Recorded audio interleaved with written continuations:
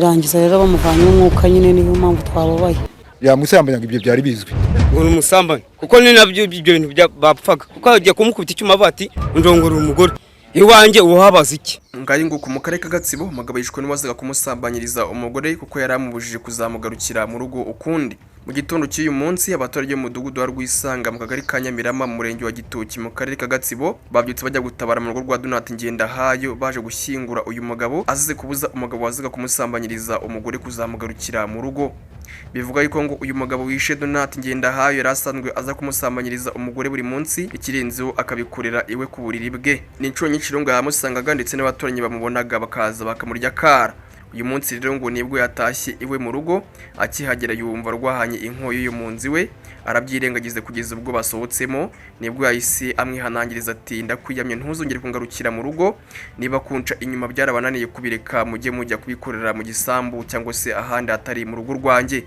Umwinjira akibyumva isakura ikofi ndetse n'umugeri atangira kumwataka aramukubita mugira interi bamujyana kwa muganga apfira mu nzira ataragerayo. Bamwe mu baturage batuye muri mudugudu wa Rwisanga bavuze yuko ngo uyu muryango banaga amakimbirane akomeye kuko ngo byari bizwi ko uyu mugore azana abagabo mu rugo rwanya kwigendera umunsi ku wundi. Uyu mugabo kandi ngo ubugize rusambanyi w'agasozi kose ubusanzwe bari baramwirukanye mu mudugudu wose dore ko ngo aho yafatiwe atariho akomoka ahubwo ngo akomoka mu kagari ka Kabarore mudugudu wa Kabarore akaza gusambanira muri uyu mudugudu wa Rwisanga. Ikibabaje abaturage bavuze ko ngo nyakwigendera yapfuye asize abana 6.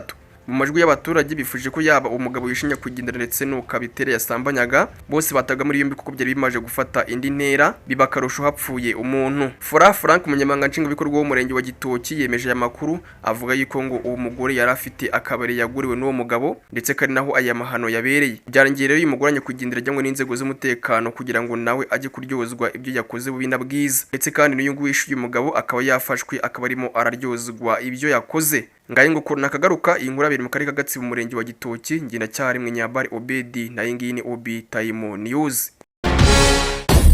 Obi Time News.